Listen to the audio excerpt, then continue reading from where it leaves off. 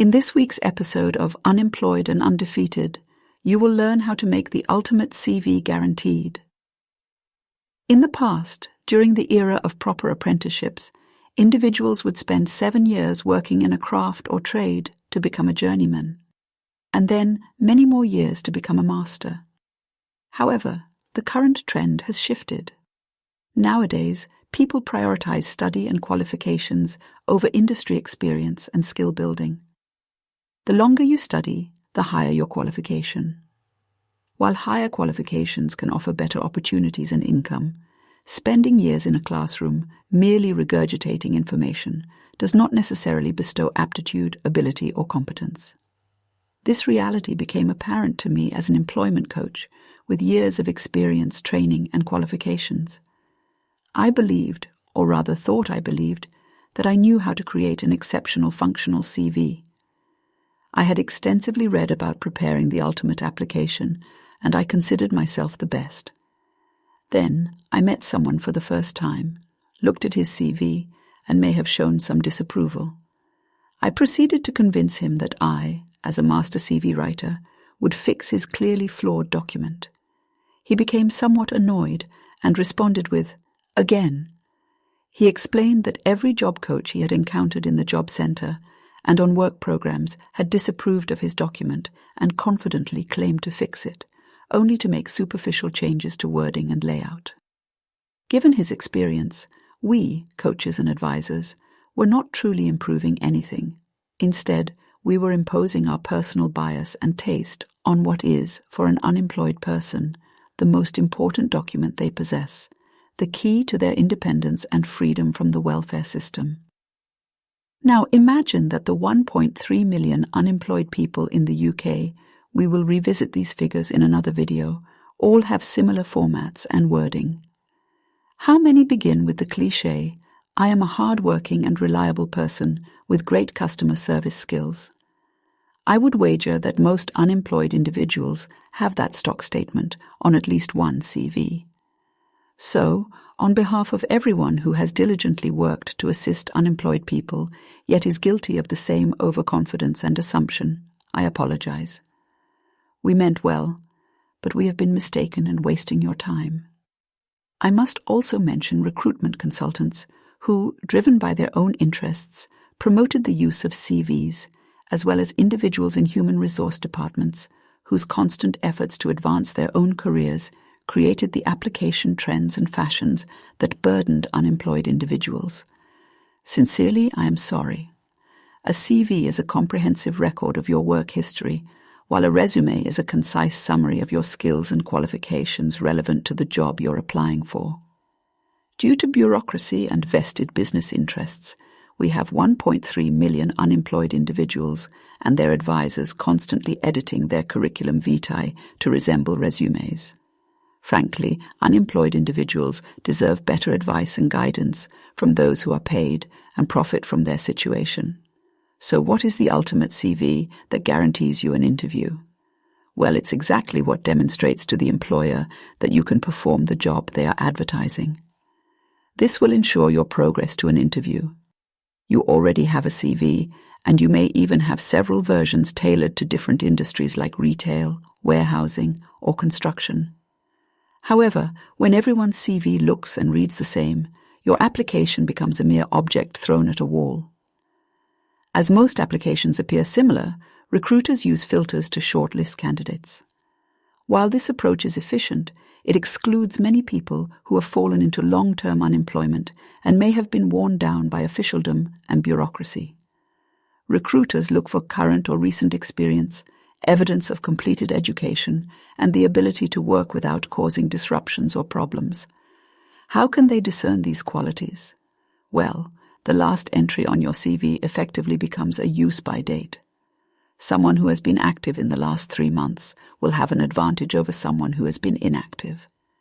Employers will consider your education results, with grades becoming secondary to whether you completed those courses and how long you worked for any one employer. Changing jobs due to problems caused by others or pursuing better positions is understandable, but when applying for new jobs, a series of previous short-term roles may raise a potential warning sign. If you cannot demonstrate reliability, commitment, and the ability to get along with others, your application will be disadvantaged. If you lack recent experience, long-term stable employment, or educational completion, your application will rarely pass the initial review. In such cases, you should consider looking for a voluntary position to generate a current reference, as well as a training course that you can complete. There are hundreds of Level 1 and Level 2 courses available to the unemployed online. The goal is to engage in activities that can be showcased as current. Now, for the fun part. Treat every job vacancy as a puzzle and your application as the solution. List the requirements mentioned in the vacancy and provide evidence from your experience, training, or transferable skills to demonstrate your ability to fulfill those tasks.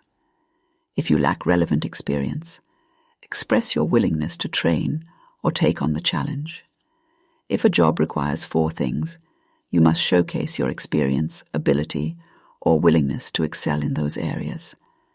If a job has 32 requirements, your application should cover all 32. There's no need to repeat yourself. If your experience, aptitude, or motivation covers multiple requirements, they can be grouped together. This is a formula you can apply to every application. If the list of requirements appears too short or too long, it can be adjusted during the editing process. Additionally, review the company's website, advertisements, or the vacancy advert itself, and take note of the words and phrases they use. Each business and industry have its specific jargon and terminology. In the past, we referred to these as buzzwords, fashionable phrases used to align oneself with the preferred manager of the season. However, this has evolved into an almost tribal use of language within different businesses and sectors. Remember that while the format and layout of your application are important for presentation, they come second to the content. Now let's discuss the presentation. A CV will show your contact details, followed by the dreaded personal profile, and then list education and employment history. The flaw is that this does not directly match you to the job, and it openly displays the shortfalls we discussed regarding the filters used by recruiters. The relevant experience may not have been recent, and in short, you have already used up the first half of the first page with not very much. On the other hand, a resume is a one-page document that mirrors the employer's vacancy, allowing you to show only the experience relevant to the job you're applying for. If you look online for CV versus resume, one document looks clearer and more relevant, while the other rambles on like a mid-century love letter. Just on the overview, which do you think a busy recruiter will find more accessible? Having moved away from date-ordered lists, you can now show your relevant experience, qualifications, and aptitude for the job you're applying for. If you cannot meet some elements of the role, then list them along with a statement on how you might overcome the deficit. There is nothing to prevent you from asking the employer, "Would you be willing to train me in these areas?" If someone goes out of their way to help us, then in old-school thinking, we have incurred a debt of gratitude or future repayment. As an employer, I might be impressed by an applicant's openness around the lack of experience and value a commitment to make good on my investment in them. An absolute real truth is that the vast majority of people who have found a path to success want to share that with those they see as having potential. Now you have a list of job requirements, you have matched your direct transferable and aspirational experience, and now you need to fit it onto a one-page resume. Look online at resume layouts and find one that you like the look of. This is your document and your application, so it should reflect you. While many coaches will say that pictures and scroll work are a bit excessive, I agree that you do need to be somewhat conservative in your presentation. But first and foremost, it must be quickly accessible to the recruiter and show that you can meet the requirements of the role they need to fill. A basic format is to have an introductory statement at the top, such as, "My name is Rob Roberts, and I'm applying for your vacancy of warehouse assistant." Then list each of the job's requirements, and for each entry or group of entries, state your direct experience, transferable experience, or your potential to learn. This is not the finished draft, so just write it all down. If you are using word processing programs, you can go to Print Preview, which shows a bird's-eye view of your work and will help you balance out the spacings between entries. Keep your statements short and direct. Read them aloud and ask others to check. Currently, we have access to OpenAI ChatGPT, which is an amazing and easy-to-use tool. Copy and paste each requirement and your statement into Chatbot, and then on a separate line write, "Prepare the previous text as an entry on my resume." That's it. You might ask it to make it less or more formal. Once you are happy, copy it back, and then repeat for each entry. You may wish to create an accompanying letter. This is a summary of everything you have generated to make your resume, and it's presented in a letter format. As with your resume, choose the bits you want to include, order them, and put them in order. Use ChatGPT or just a spell check. Read out loud, go have a cup of tea, come back, check again, and you're done. When I apply for a position, I create a new resume and covering letter for every application, and it works. The job seekers I worked with used this formula, and all progressed into work. Quality over quantity will get you to this finish line.